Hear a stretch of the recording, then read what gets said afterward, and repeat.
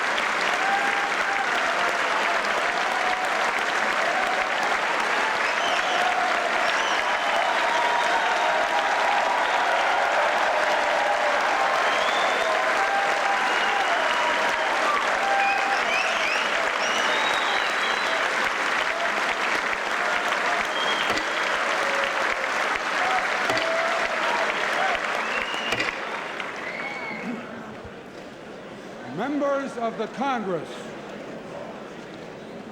I have the high privilege and distinct honor of presenting to you the President of the United States.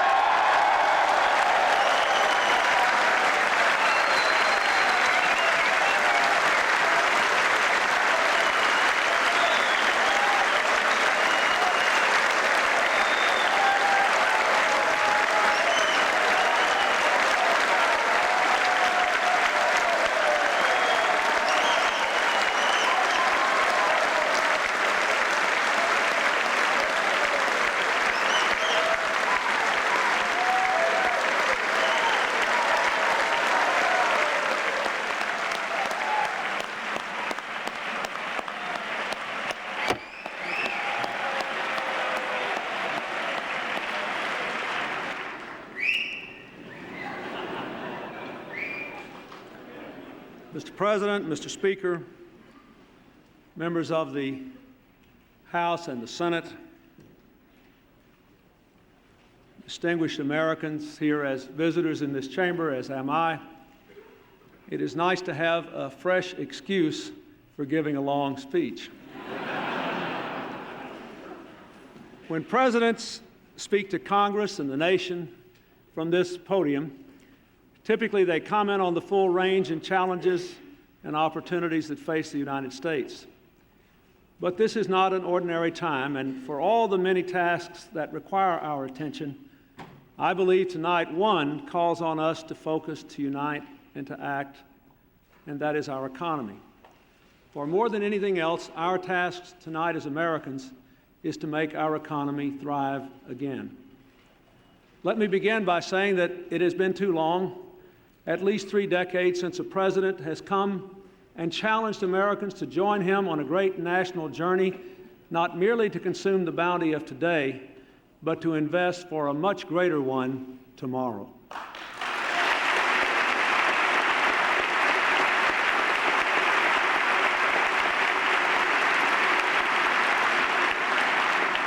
Like individuals, nations must ultimately decide how they wish to conduct themselves, how they wish to be thought of by those with whom they live, and later, how they wish to be judged by history.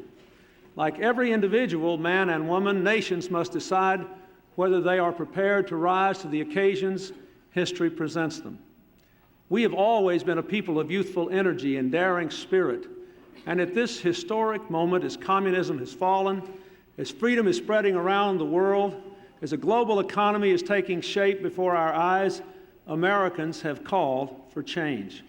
And now it is up to those of us in this room to deliver for them. Our nation needs a new direction. Tonight I present to you a comprehensive plan to set our nation on that new course. I believe we will find our new direction in the basic old values that brought us here over the last 2 centuries. A commitment to opportunity, to individual responsibility, to community, to work, to family, and to faith. We must now break the habits of both political parties and say there can be no more something for nothing, and admit frankly that we are all in this together.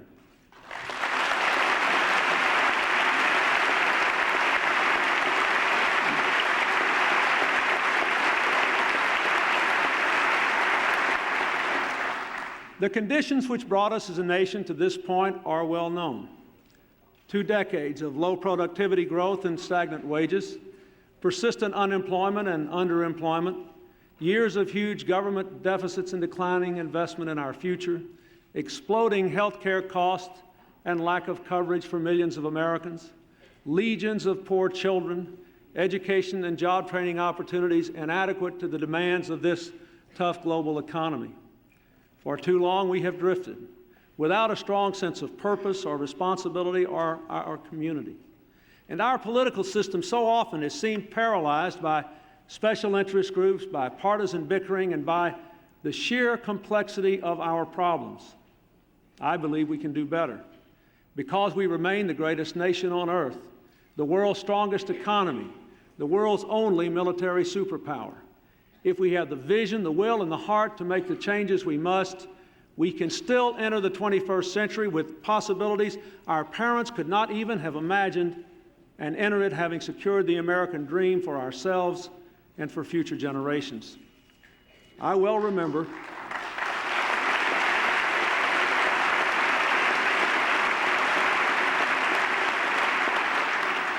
I well remember 12 years ago, President Reagan stood at this very podium and told you and the American people that if our national debt were stacked in $1,000 bills, the stack would reach 67 miles into space. Well, today, that stack would reach 267 miles. I tell you this not to assign blame for this problem. There is plenty of blame to go around in both branches of the government and both parties. The time has come for the blame to end.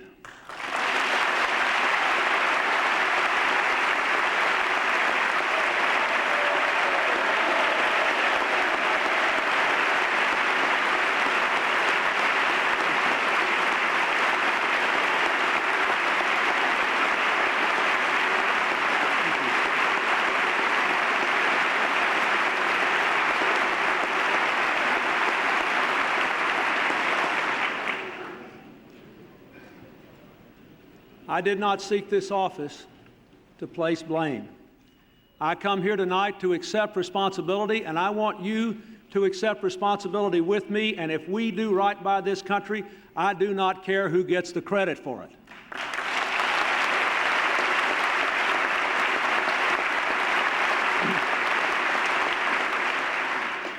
The plan I offer you has 4 fundamental components. First, it shifts our emphasis in public and private spending from consumption to investment. Initially, by jump-starting the economy in the short term and investing in our people, their jobs, and their incomes over the long run. Second, it changes the rhetoric of the past into the actions of the present by honoring work and families in every part of our public decision-making. Third, it substantially reduces the federal deficit honestly and credibly by using, in the beginning, the most conservative estimates of government revenues, not, as the executive branch has done so often in the past, using the most optimistic ones.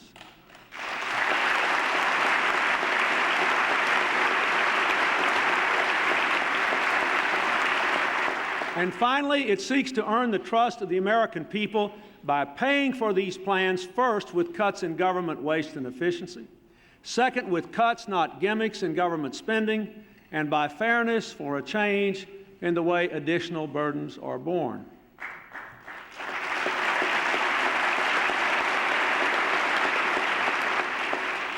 Tonight I want to talk with you about what government can do, because I believe government must do more.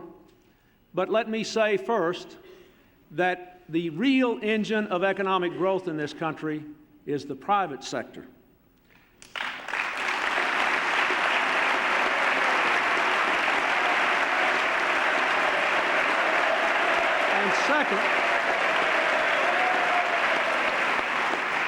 And second, that each of us must be an engine of growth and change. The truth is that as government creates more opportunity in this new and different time, we must also demand more responsibility in turn. Our immediate priority must be to create jobs now. Some people say, well, we're in a recovery and we don't have to do that. Well, we all hope we're in a recovery, but we're sure not creating new jobs.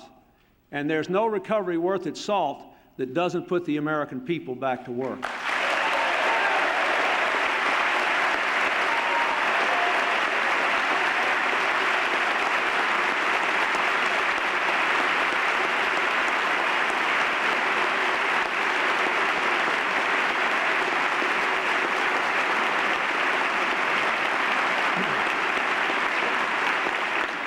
To create jobs and guarantee a strong recovery, I call on Congress to enact an immediate package of jobs investments of over $30 billion, to put people to work now, to create 500,000 jobs, jobs to rebuild our highways and airports, to renovate housing, to bring new life to rural communities and spread hope and opportunity among our nation's youth. Especially, I want to emphasize, after the events of last year in Los Angeles, and the countless stories of despair in our cities and in our poor rural communities, this proposal will create almost 700,000 new summer jobs for displaced, unemployed young people alone this summer.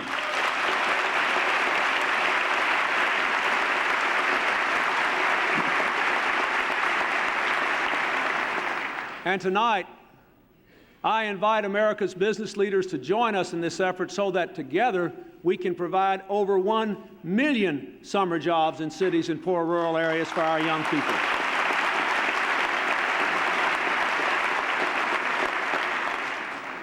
Second, our plan looks beyond today's business cycle because our aspirations extend into the next century.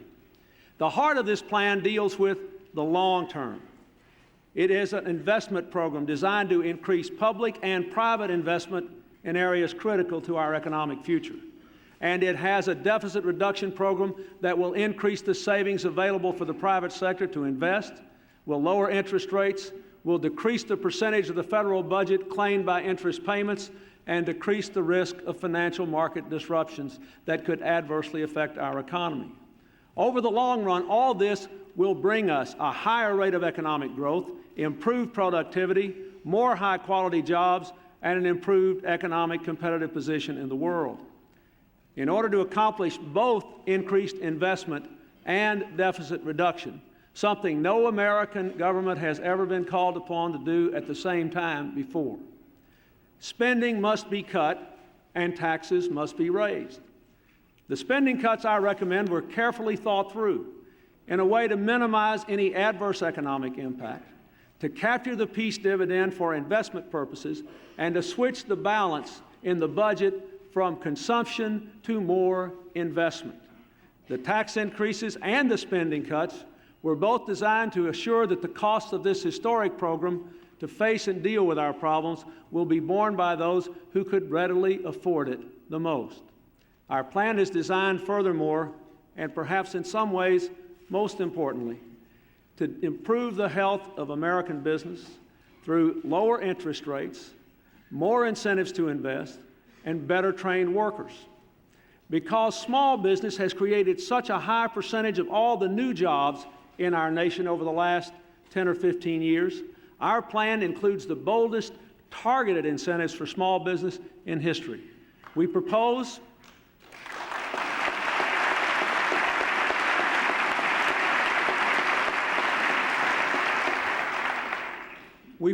a permanent investment tax credit for the smallest firms in this country with revenues of under $5 million.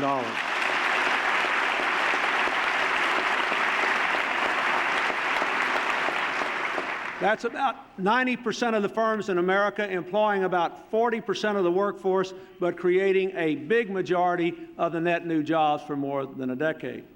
And we propose new rewards for entrepreneurs who take new risks. We propose to give small business access to all the new technologies of our time. And we propose to attack this credit crunch which has denied small business the credit they need to flourish and prosper.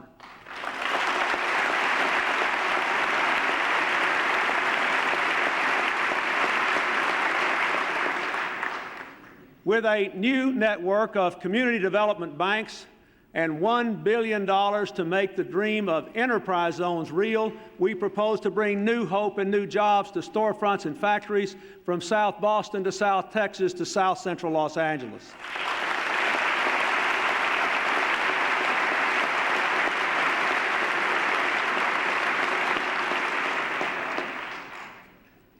This plan invests in our roads, our bridges, our transit systems, and high-speed railways and high-tech information systems. And it provides the most ambitious environmental cleanup in partnership with state and local government of our time to put people to work and to preserve the environment for our future.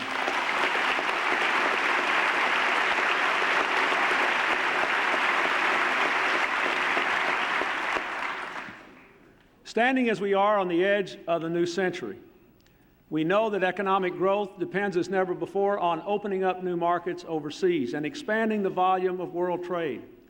And so we will insist on fair trade rules in international markets as a part of a national economic strategy to expand trade, including the successful completion of the latest round of world trade talks and the successful completion of a North American free trade agreement with appropriate safeguards for our workers and for the environment.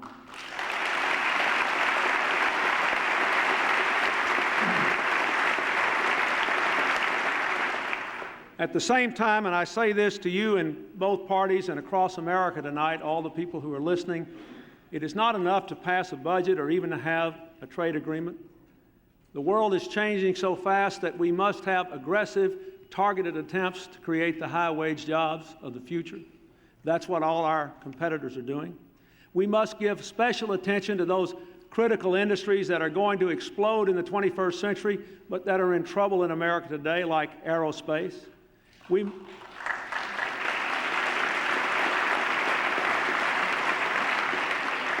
must provide special assistance to areas and to workers displaced by cuts in the defense budget and by other unavoidable economic dislocations.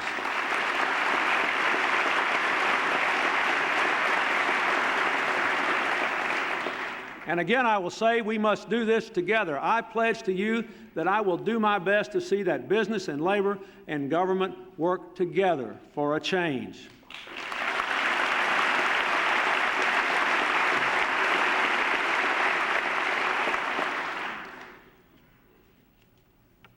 all of our efforts to strengthen the economy will fail. Let me say this again. I feel so strongly about this. All of our efforts to strengthen the economy will fail unless we also take this year, not next year, not 5 years from now, but this year, bold steps to reform our health care system.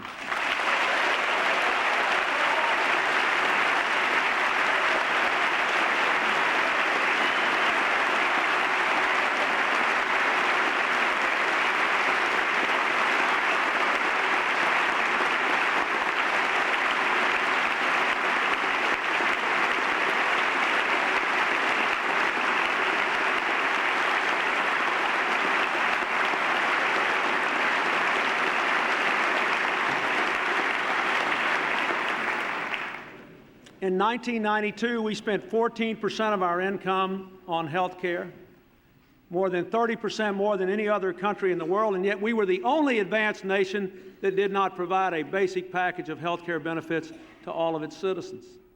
Unless we change the present pattern, 50% of the growth in the deficit between now and the year 2000 will be in health care costs. By the year 2000, almost 20% of our income will be in health care.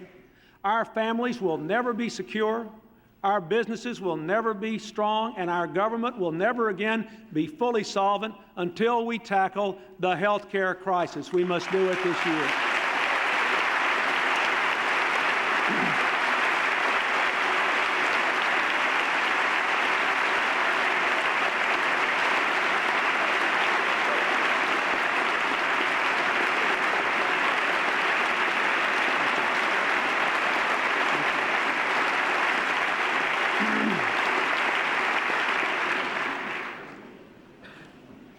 The combination of the rising cost of care and the lack of care and the fear of losing care are endangering the security and the very lives of millions of our people, and they are weakening our economy every day. Reducing health care costs can liberate literally hundreds of billions of dollars for new investment in growth and jobs. Bringing health costs in line with inflation would do more for the private sector in this country than any tax cut we could give, than any spending program we could promote. Reforming health care over the long run is critically essential to reducing not only our deficit, but to expanding investment in America.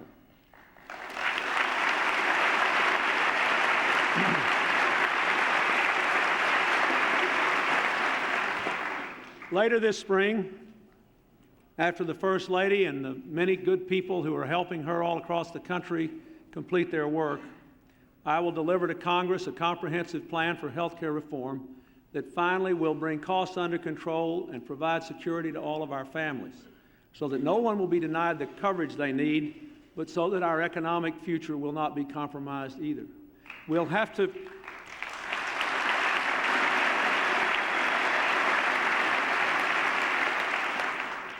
root out fraud and overcharges and make sure that paperwork no longer chokes your doctor. We'll have to maintain the highest American standards and the right to choose, and a system that is the world's finest for all those who can access it.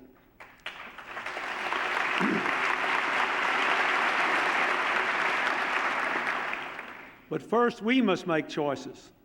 We must choose to give the American people the quality they demand and deserve, with a system that will not bankrupt the country or further drive more Americans into agony. Let me further say that I want to work with all of you on this. I realize this is a complicated issue, but we must address it. And I believe if there is any chance that Republicans and Democrats who disagree on taxes and spending or anything else could agree on one thing, surely we can all look at these numbers and go home and tell our people the truth. We cannot continue these spending patterns in public or private dollars for health care for less and less and less every year. We can do better. And I will work with you to do that.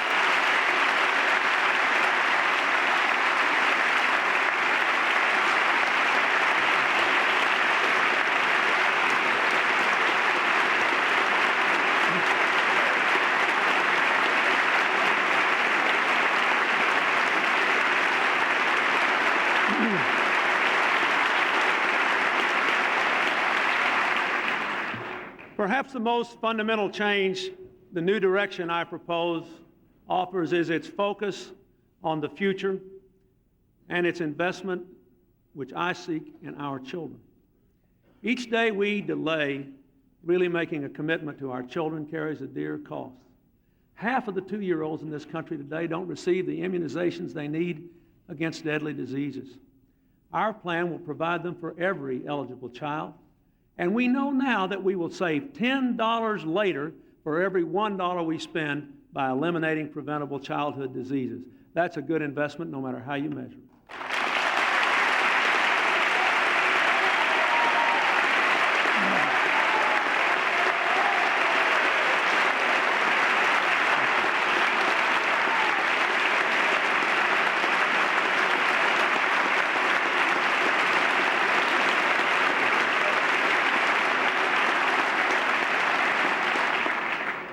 I recommend that the Women, Infants, and Children's Nutrition Program be expanded so that every expectant mother who needs the help gets it.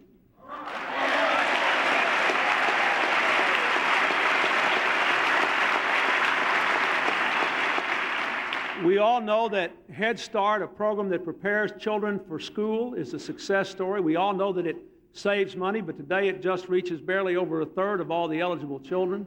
Under this plan, every eligible child will be able to get a Head Start.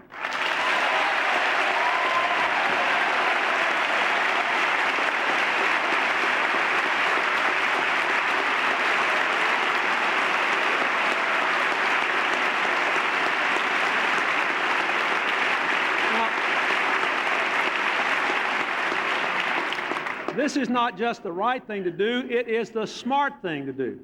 For every dollar we invest today, we'll save 3 tomorrow. We have to start thinking about tomorrow. I've heard that somewhere before. We have to ask more in our schools of our students, our teachers, our principals, our parents. Yes, we must give them the resources they need to meet high standards, but we must also use the authority and the influence and the funding of the Education Department to promote strategies that really work in learning. Money alone is not enough. We have to do what really works to increase learning in our schools.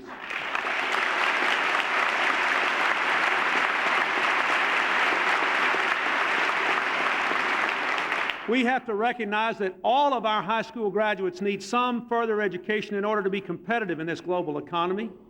So we have to establish a partnership between businesses and education, the government, for apprenticeship programs in every state in this country to give our people the skills they need.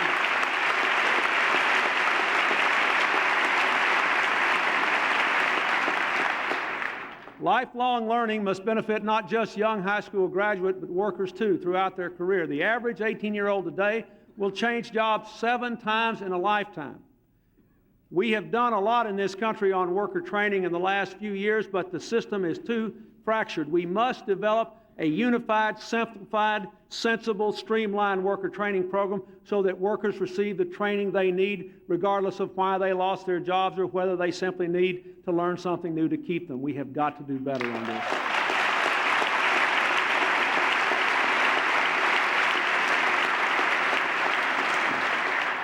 And finally, I propose a program that got a great response from the American people all across this country last year. A program of national service to make college loans available to all Americans and to challenge them at the same time to give something back to their country as teachers or police officers or community service workers, to give them the option to pay the loans back, but at tax time so they can't beat the bill, but to encourage them instead to pay it back by making their country stronger and making their country better and giving us the benefit of their talent.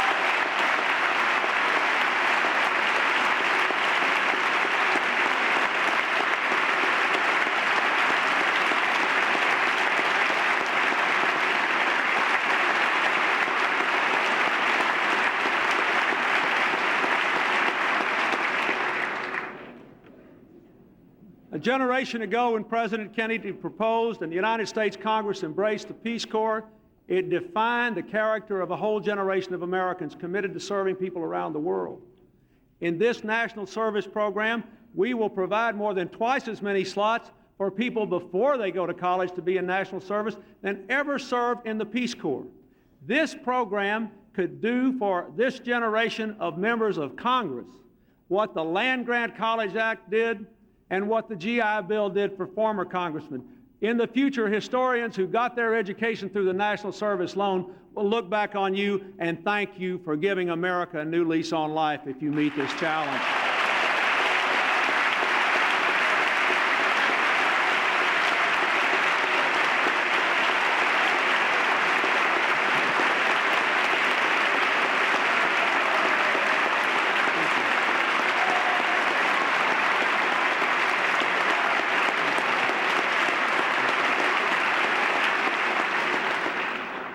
If we believe in jobs and we believe in learning, we must believe in rewarding work. If we believe in restoring the values that make America special, we must believe that there is dignity in all work and there must be dignity for all workers. To those who care for our sick, who tend our children, who do our most difficult and tiring jobs, the new direction I propose will make this solemn, simple commitment. By expanding the refundable earned income tax credit, we will make history. We will reward the work of millions of working poor Americans by realizing the principle that if you work 40 hours a week and you've got a child in the house, you will no longer be in poverty.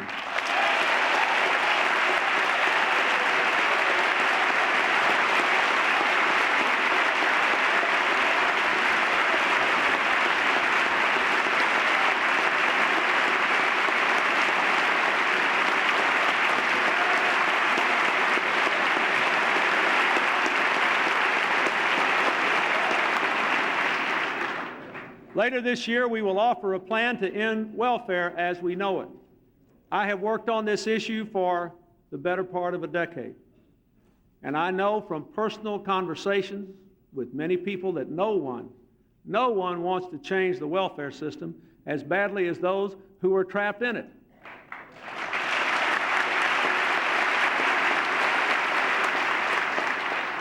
I want to offer the people on welfare the education, the training, the child care, the health care they need to get back on their feet. But say after 2 years, they must get back to work too, in private business if possible, in public service if necessary. We have to end welfare as a way of life and make it a path to independence and dignity.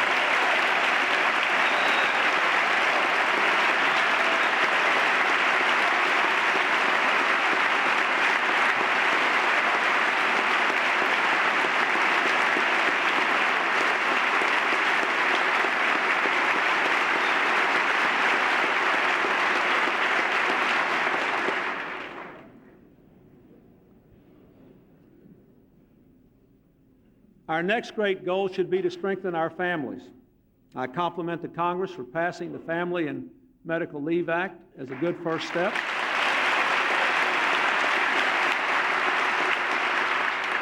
But it is time to do more. This plan will give this country the toughest child support enforcement system it has ever had. It is time to demand that people take responsibility for the children they bring into this world.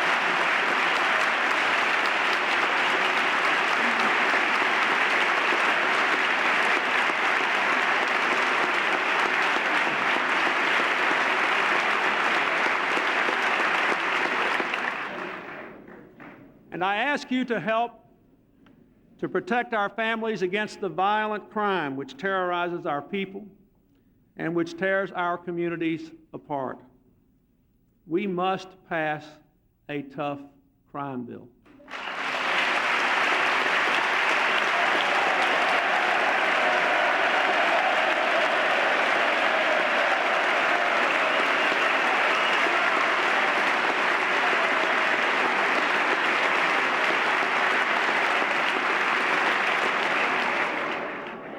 I support not only the bill which didn't quite make it to the President's desk last year, but also an initiative to put 100,000 more police officers on the street.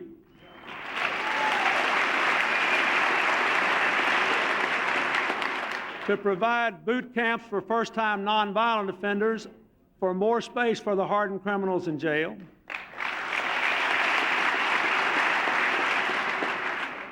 and I support an initiative to do what we can to keep guns out of the hands of criminals.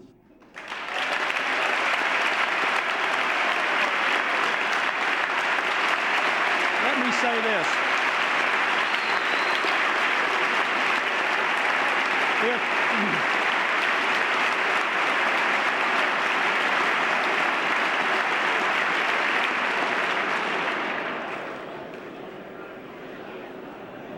I will make you this bargain. If you will pass the Brady bill, I'll sure sign it.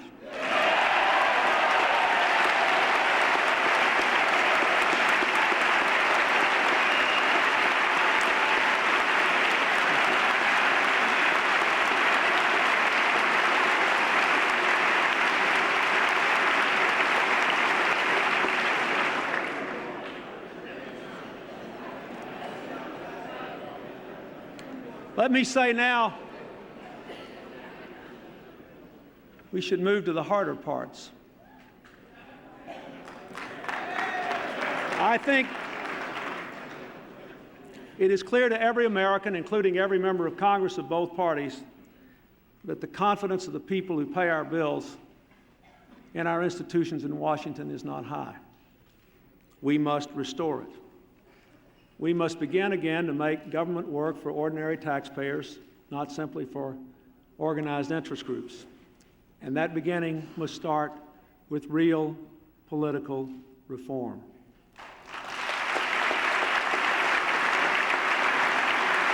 I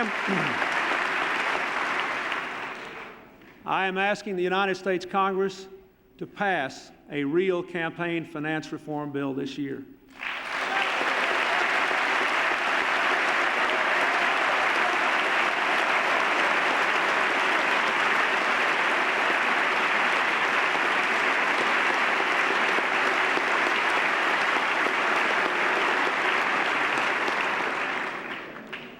I ask you to increase the participation of the American people by passing the motor voter bill promptly.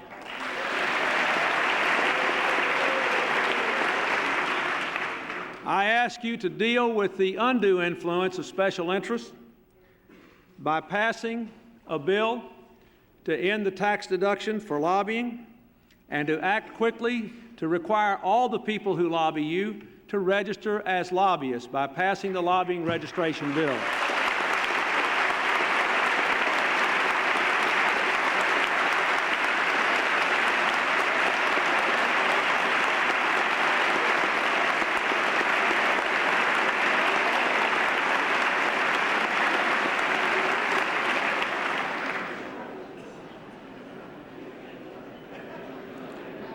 Believe me, they were cheering that last section at home. I believe lobby reform and campaign finance reform are a sure path to increased popularity for Republicans and Democrats alike, because it says to the voters back home, this is your House, this is your Senate, we're your hired hands, and every penny we draw is your money.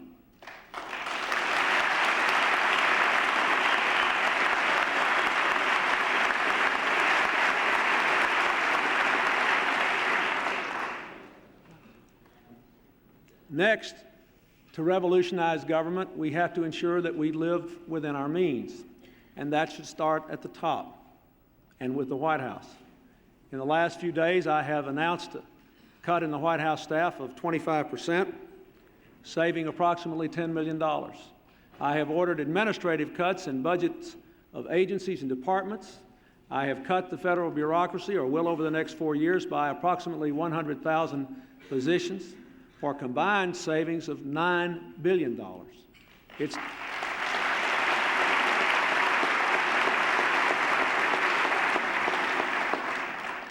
is time for government to demonstrate, in the condition we're in, that we can be as frugal as any household in America.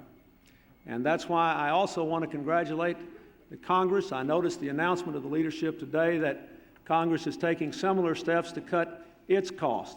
I think that is important. I think it will send a very clear signal to the American people.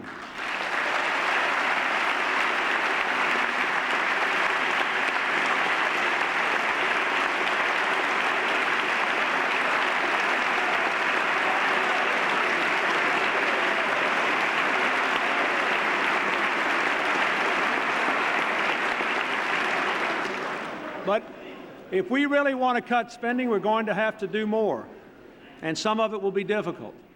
Tonight, I call for an across-the-board freeze in federal government salaries for 1 year.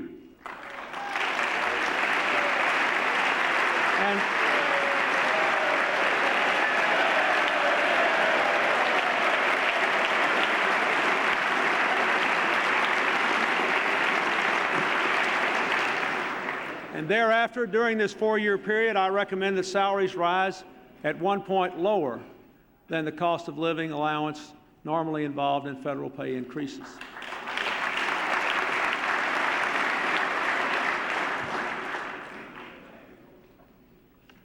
Next, I recommend that we make 150 specific budget cuts, as you know, and that all those who say we should cut more be as specific as I have been.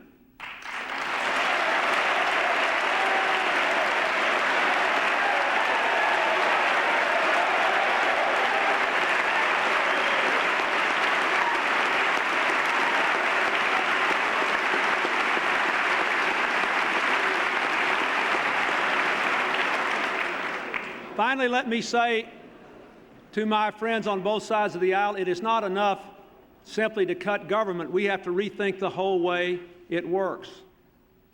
When I became president, I was amazed at just the way the White House worked in ways that added lots of money to what taxpayers had to pay, outmoded ways that didn't take maximum advantage of technology and didn't do things that any business would have done years ago to save taxpayers money.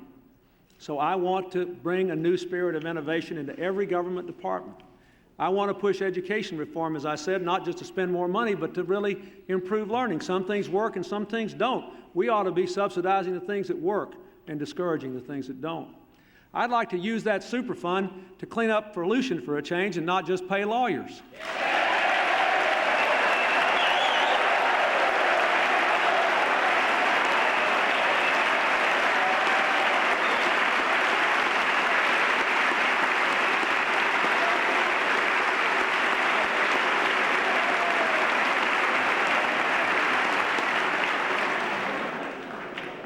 In the aftermath of all the difficulties with the savings and loans, we must use federal bank regulators to protect the security and safety of our financial institutions, but they should not be used to continue the credit crunch, to stop people from making sensible loans.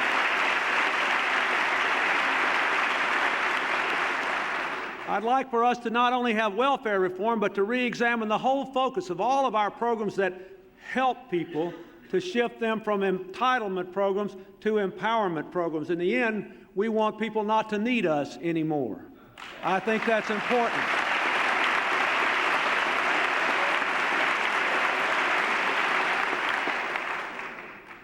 But in the end, we have to get back to the deficit. For years, there's been a lot of talk about it, but very few credible efforts to deal with it, and now I understand why, having dealt with the real numbers for 4 weeks. But I believe this plan does. It tackles the budget deficit seriously and over the long term.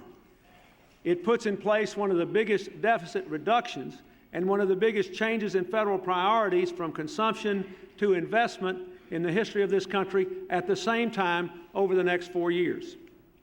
Let me say to all the people watching us tonight who will ask me these questions beginning tomorrow as I go around the country and who've asked it in the past, we're not cutting the deficit just because experts say it's the thing to do or because it has some intrinsic merit.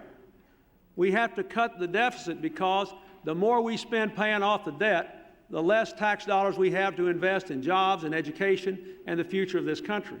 And the more money we take out of the pool of available savings, the harder it is for people in the private sector to borrow money at affordable interest rates for a college loan for their children, for a home mortgage, or to start a new business. That's why we've got to reduce the debt, because it is crowding out other activities that we ought to be engaged in and that the American people ought to be engaged in.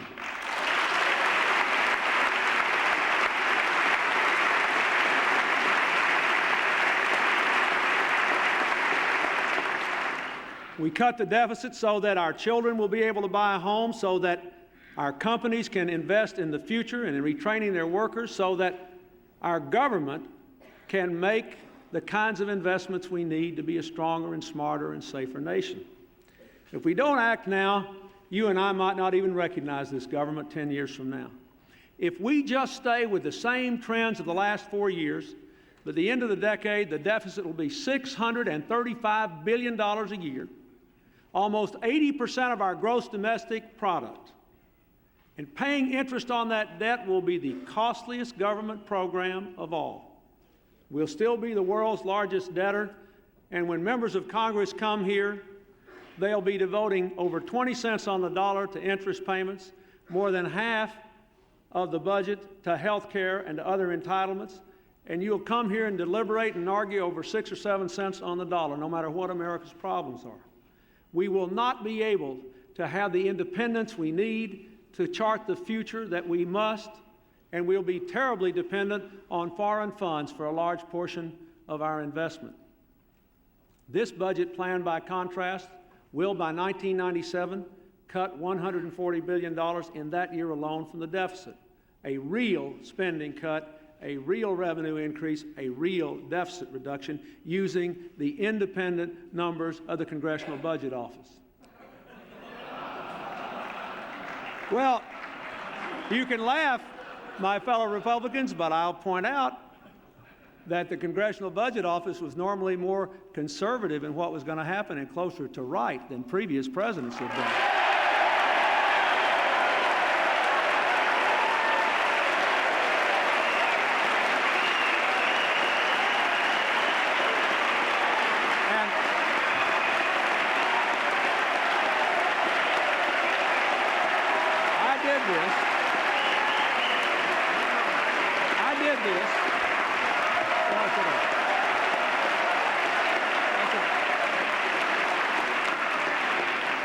I did this so that we could argue about priorities with the same set of numbers.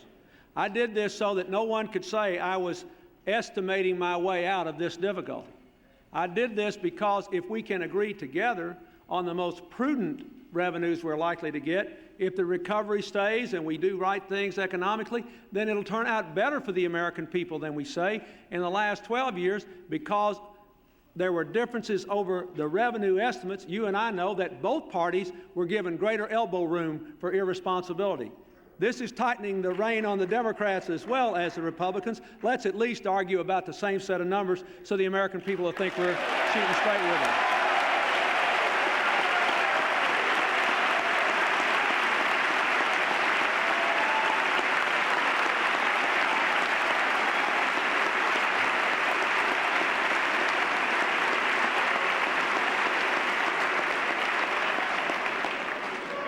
As I said earlier, my recommendation makes more than 150 difficult reductions to cut the federal spending by a total of $246 billion.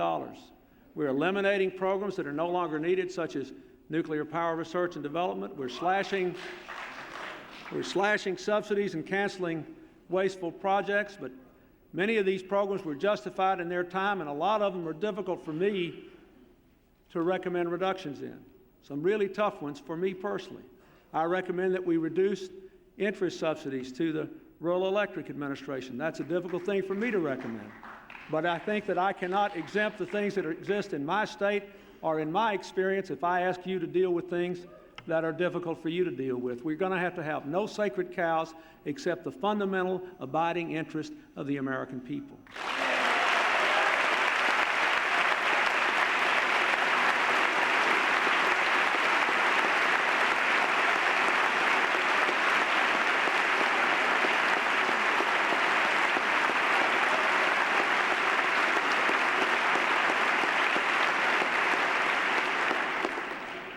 I have to say that we all know our government has been just great at building programs. The time has come to show the American people that we can limit them too, that we can not only start things, but we can actually stop things.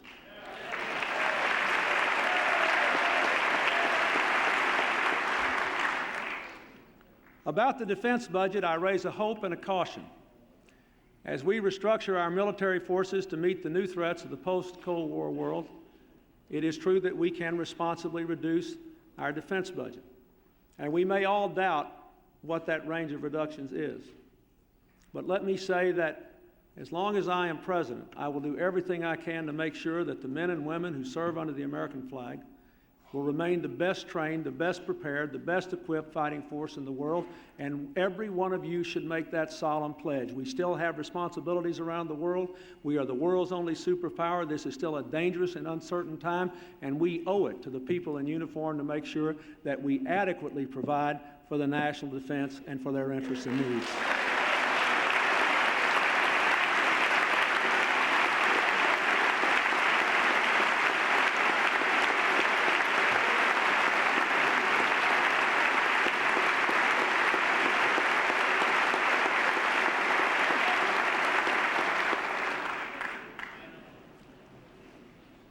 Backed by an effective national defense and a stronger economy, our nation will be prepared to lead a world challenged, as it is everywhere, by ethnic conflict, by the proliferation of weapons of mass destruction, by the global democratic revolution, and by challenges to the health of our global environment.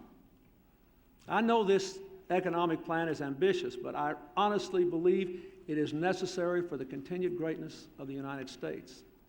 And I think it is paid for fairly, first by cutting government, then by asking the most of those who benefited the most in the past, and by asking more Americans to contribute today so that all of us can prosper tomorrow.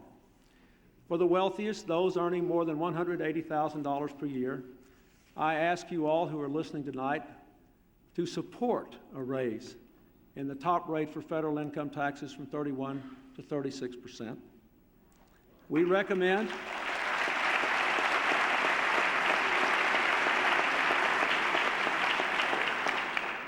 a 10% surtax on incomes over $250,000 a year, and we recommend closing some loopholes that let some people get away without paying any tax at all.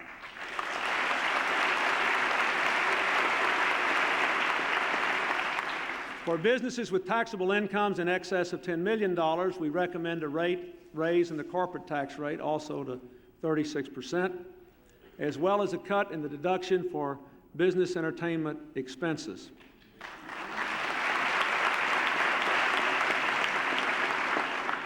Our plan seeks to attack tax subsidies that actually reward companies more for shutting their operations down here and moving them overseas than for staying here and reinvesting in America.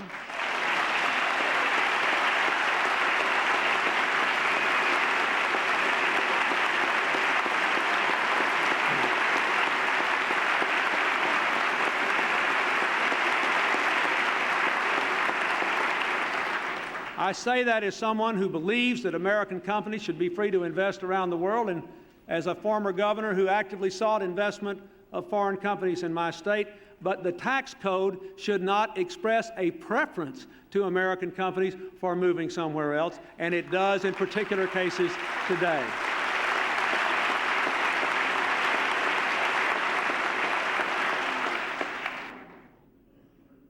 We will seek to ensure that through effective tax enforcement, foreign corporations who do make money in America simply pay the same taxes that American companies make on the same income.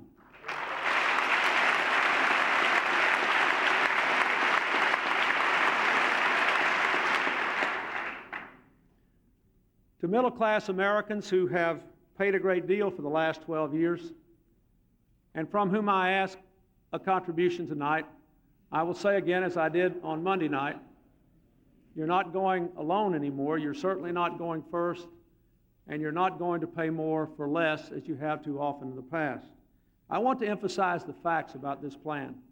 98.8% of America's families will have no increase in their income tax rates, only 1.2% at the top.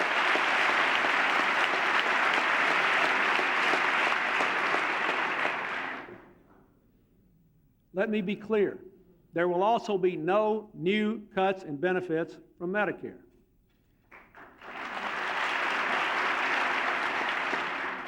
As we move toward the fourth year with the explosion in health care costs, as I said, projected to account for 50% of the growth of the deficit between now and the year 2000, there must be planned cuts in payments to providers, to doctors, to hospitals, to labs, as a way of controlling health care costs. But I see these only as a stopgap until we can reform the entire health care system. If you'll help me do that, we can be fair to the providers and to the consumers of health care.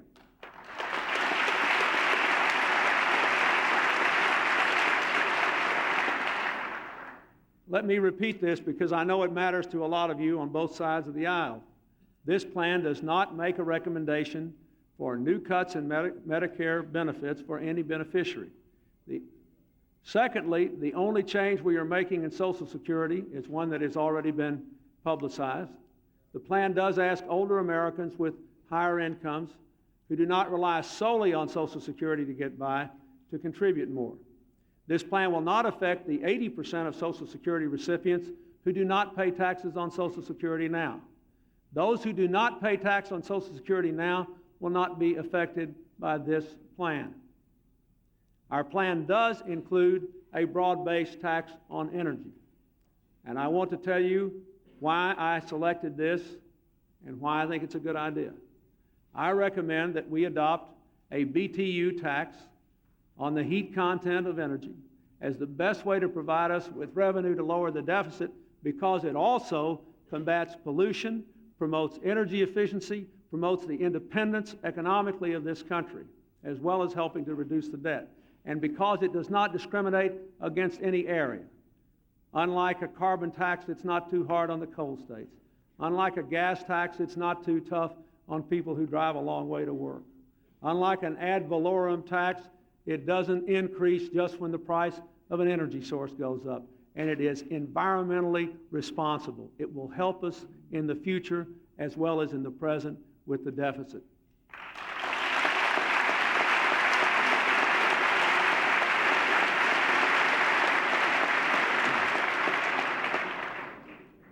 Taken together, these measures will cost an American family with an income of about $40,000 a year less than $17 a month. It will cost American families with incomes under $30,000 nothing because of other programs we proposed, principally those raising the earned income tax credit.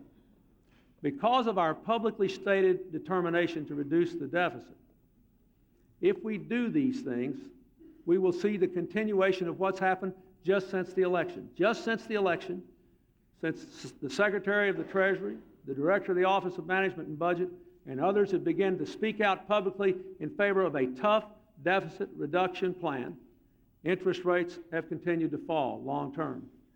That means that for the middle class, who will pay something more each month, if they have any credit needs or demands, their increased energy costs will be more than offset by lower interest costs for mortgages, consumer loans, credit cards. This can be a wise investment for them and their country now.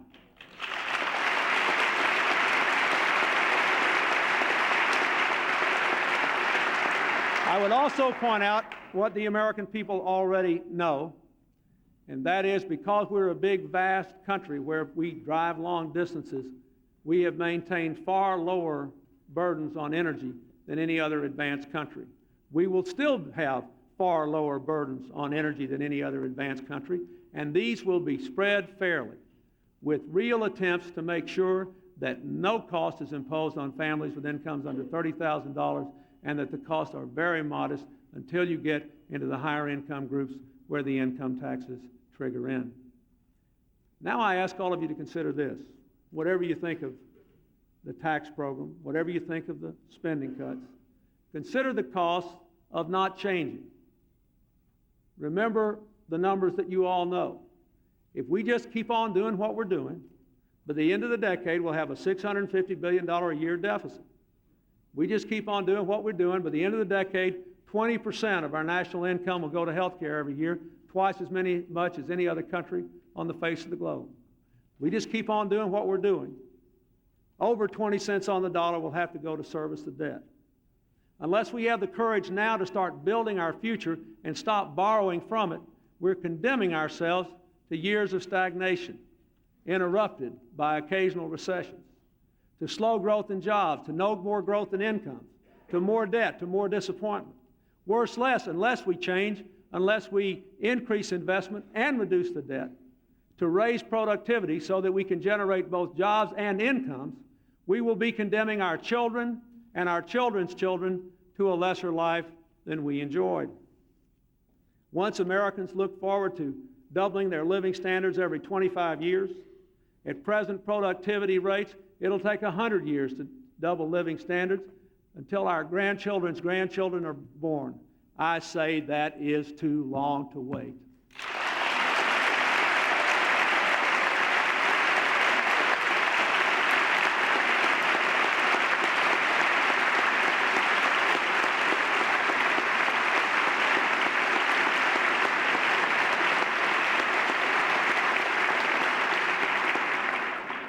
Tonight, the American people know we have to change, but they're also likely to ask me tomorrow and all of you for the weeks and months ahead whether we have the fortitude to make the changes happen in the right way. They know that as soon as I leave this chamber and you go home, various interest groups will be out in force lobbying against this or that piece of this plan, and that the forces of conventional wisdom will offer 1,000 reasons why we ought to do this, but we just can't do it. Our people will be watching and wondering, not to see whether you disagree with me on a particular issue, but just to see whether this is going to be business as usual or a real new day. Whether we're all going to conduct ourselves as if we know we're working for them. We must scale the walls of the people's skepticism, not with our words, but with our deeds.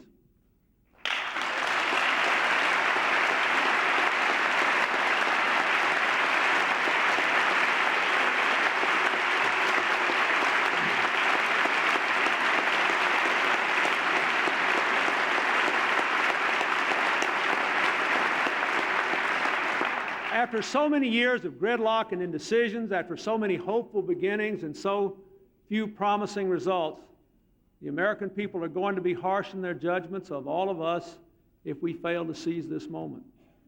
This economic plan can't please everybody. If the package is picked apart, there'll be something that will anger each of us, won't please anybody. But if it is taken as a whole, it will help all of us. So I ask you all to begin by resisting the temptation to focus only on a particular spending cut you don't like or some particular investment that wasn't made, and nobody likes the tax increases, but let's just face facts. For 20 years, through administrations of both parties, incomes have stalled and debt has exploded and productivity has not grown as it should. We cannot deny the reality of our condition. We have got to play the hand we were dealt and play it as best we can.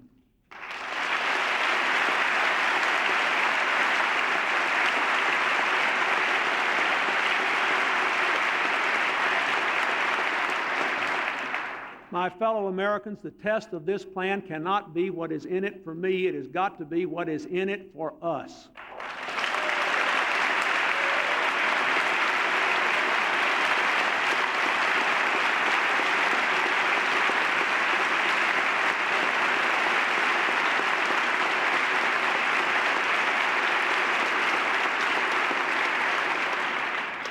If we work hard and if we work together, if we rededicate ourselves to creating jobs, to rewarding work, to strengthening our families, to reinventing our government, we can lift our country's fortunes again. Tonight I ask everyone in this chamber and every American to look simply into your own heart, to spark your own hopes, to fire your own imagination. There's so much good, so much possibility, so much excitement in this country now that if we act boldly and honestly, as leaders should, our legacy will be one of prosperity and progress. This must be America's new direction. Let us summon the courage to seize it. Thank you. God bless America.